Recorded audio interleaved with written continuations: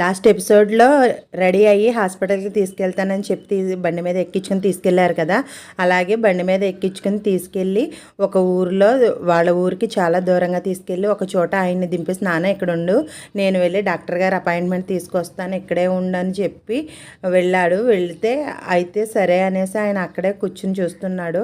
ఒక గంట అయినా రాలేదు, 2 గంటలైనా రాలేదు, సాయంత్రం అయినా రాలేదు.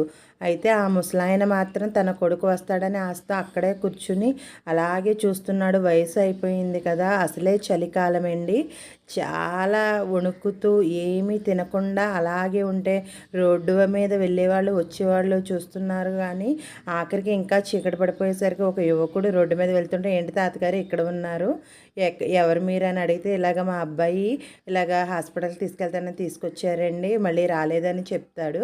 అయితే ఎటువైపు వెళ్ళారంటే ఇక్కడికని చెప్తే, కంటిన్యూషన్ నెక్స్ట్ పార్ట్లో.